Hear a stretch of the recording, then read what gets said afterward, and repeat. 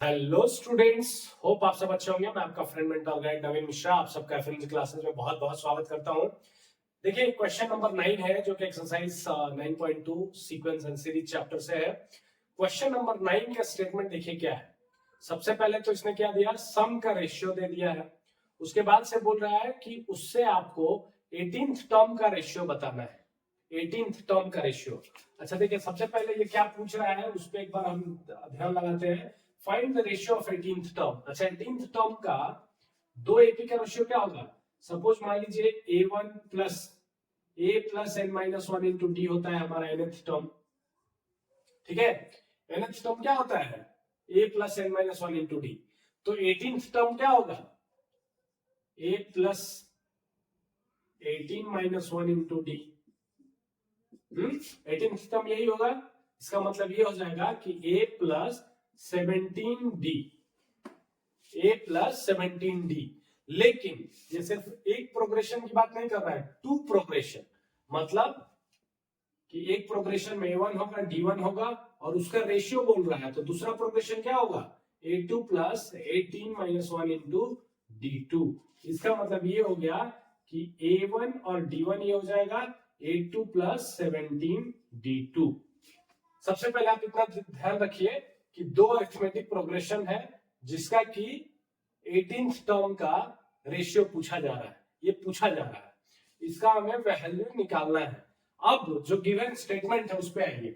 Given statement क्या है, sum of nth term of two progression. अच्छा, सम ऑफ nth टर्म क्या होता है, तो सम क्या होता है, n by two A plus n minus one into D. ठीक है, लेकिन यहाँ पे टू अरिथमेटिक प्रोग्रेशन है तो उनका रेशियो है, तो हम क्या करेंगे, सेपरेट करने के लिए a1 d1 कर लेंगे। और nth टर्म मतलब दोनों का nth टर्म है तो n का वैल्यू n ही रहेगा दोनों केसेस में भी। इनका रेशियो दिया हुआ है।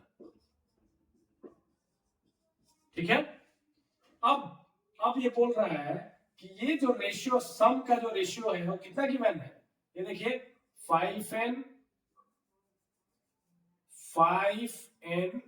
Plus 4 divided by 9n plus 6। ठीक है, 5n plus 4 divided by 9n plus 6। अब देखिए इसको हम दोनों को कैंसिल आउट आराम से कर सकते हैं। अब आगे चलिए, फिर से इसको हम कैरी फॉरवर्ड करते हैं। 5n plus 4 9n plus 6 is equals to, ये क्या बचा, ऊपर में 2a1 plus n minus one into d one, नीचे में क्या बचा 2a1 plus n minus one into d one. अच्छा, अब बताइए कि n का हम क्या वैल्यू रखें, 18th टर्म का हमसे पूछ रहा है। अगर हम n का वैल्यू 18 रख दें तो यहाँ पे देखिए n का वैल्यू अगर 18 रखे तो 18 माइनस वन 17 d1 मिल जाएगा हमें। यहां भी 17 18 माइनस वन 17 d2 मिल जाएगा। ये नीचे वाला जो रहेगा a2 d2 रहेगा। ठीक है, तो हमें यही एक्सप्रेशन चाहिए। लेकिन देखिए यहाँ पे क्या है कि एक 2 एक्स्ट्रा है। आप देख रहे हैं यहाँ पे हमें चाहिए a1 plus 17 d1, a2 plus 17 d2, लेकिन यहाँ पे क्या है 2a1 प्लस 18। अगर हम इनके जगह लिख देते हैं क्योंकि पूछ रहा है 18th टर्म का, तो 18 माइनस वन 17 d1 हो जाएगा, लेकिन 2a1 हो जाएगा और यहाँ पे 2a2 हो जाएगा। तो 2 को निकालने के लिए हम क्या करेंगे, यहाँ पे n का वैल्यू कुछ ऐसा रखिए जिससे कि फाइनली हम 2 को बाहर कॉमन कर ले और ऊपर नीचे कैंसिल आउट कर दें।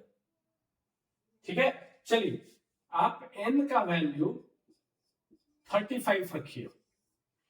18 का डबल क्या होता है 36, लेकिन 36 अगर रखेंगे तो 36 माइनस वन 35 हो जाएगा। ठीक है, और 35 में से 2 आप कॉमन नहीं ले सकते। ध्यान से सुनिएगा यहाँ पे। चलिए हम इस क्वेश्चन को सॉल्व करते हैं आगे और आपको पता चलेगा। 5n plus 4 divided by 9n plus 6 is equals to 2a plus 35 minus one into d1 और 2a2 plus 35 minus one d2। अब यहां पे अगर आप देखें तो 2a1 divided by plus 34d1 divided by 2a2 plus 34d2, और ये एज इट इज यहाँ पे उतर गया है। अब देखिए यहाँ पे बहुत ध्यान से देखिए, अगर 2 को आप दोनों में से कॉमन ले लें तो क्या बचेगा? अब बहुत ही ध्यान से देखिए, 2 को हमने क्या किया, दोनों में से कॉमन ले लिया, तो हमारे पास क्या बचा?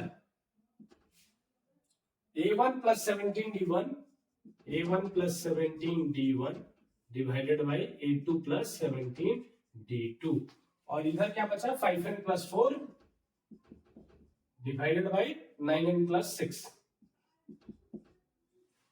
अभी क्या जो आपको 18th टर्म ही है ये, a1 plus 17d1 is equals to 18th term, जैसा कि हमने यहाँ पे लिखा है a18 a1 plus n minus 1 into d1।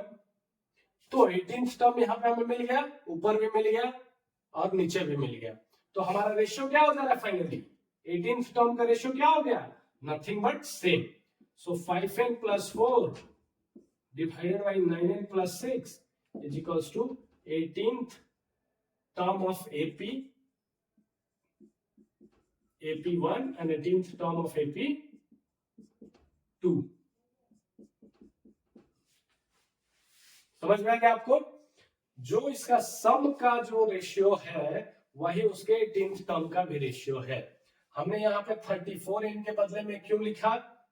हम 18 डायरेक्ट लिख सकते थे तो 18 माइनस 1 17 हो जाता, लेकिन हमारे साथ दिक्कत क्या था यहाँ पे कि 2a1 था, लेकिन हमारे जो nth टर्म का फॉर्मूला है a plus n minus 1 into D होना चाहिए, लेकिन यहाँ पे 2a था, तो 2 को हटाने के लिए, बाहर निकालने के लिए हमने यहाँ से 2 कॉमन ले लिया और ऊपर नीचे कैंसिल आउट कर दिया। a1 plus 17d1, a2 plus 17d2, a1 जो हमें चाहिए था उसका हमको रेशियो मिल गया। ये थोड़ा सा एक क्वेश्चन ट्रिकी है, अगर आप थोड़ा सा दिमाग लगा रहे हैं, थोड़ा सोच पे अपने को ध्यान देना है, ठीक है? क्वेश्चन सॉल्व करना बड़ा बात नहीं है, क्वेश्चन को किस स्टेज से आप सॉल्व कर रहे हैं, किस थॉट प्रोसेस से सॉल्व कर रहे हैं, दैट इज इंपॉर्टेंट थिंग।